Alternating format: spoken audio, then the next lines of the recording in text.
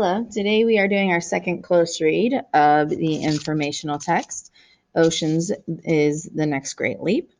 In our first phase of reading for this close read, we will be reading the section in order to understand what the section is about. So I want you to please read the section and create an objective beginning, middle, and end summary of the two paragraphs present. As we create an objective summary of the text, we are not including our personal opinions, only the facts. Because as we read and write summaries, they should only be objective, which means avoiding personal opinions. So please make sure you can clearly give a summary that includes details from the beginning, middle, and end in your own words, not repeating the words of the author, to summarize and show your understanding of what's happening in this excerpt from the text. For phase 2 of the reading, we will be reading for how the text says it. As we read through this second time for how the text says it, we are going to look at how the author distinguishes their position from that of others in the text.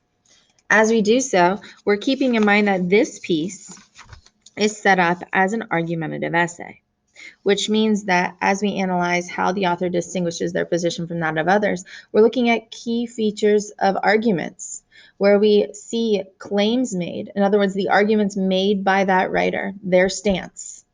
We see counterclaims made, which is where we see the writer give mention to the opposing viewpoint, to what other people who are not that particular person, how they personally feel about the stance. But then you will always see following that counterclaim a clear refutation where they defend their own position and explain what's wrong with that counterclaim. You will also see emotional language in argumentative essays, where you see appeals, things that pull at the reader's heartstrings to get them to buy in to their stance. So as you read over that section that second time, please read over it to think about what you see. Do you see counterclaim? Do you see a refutation? Or do you see emotional language used within that section?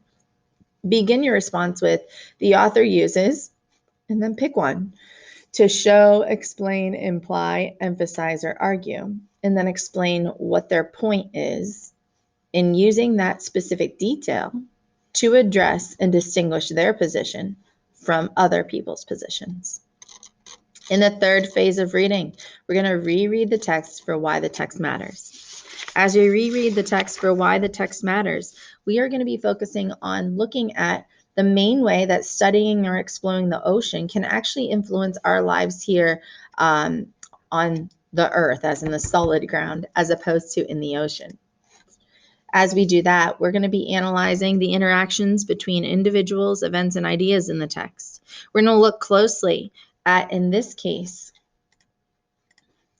how the studying or exploring, the idea of studying or exploring the ocean actually influences people. So as you reread that final time, think of a way that studying and exploring the ocean does in fact influence us as people. For phase 2 and phase 3, make sure that you're citing text evidence and following it with your analysis. As we do that, we are looking at learning target number 1 to cite specific pieces of text evidence to support the claims that we are making in our writing. Please make sure your cited text evidence has quotation marks around it and is followed by a clear explanation. So go ahead and work on this close read for the second day, and know that you will have an open book quiz on this entire piece tomorrow during reading class.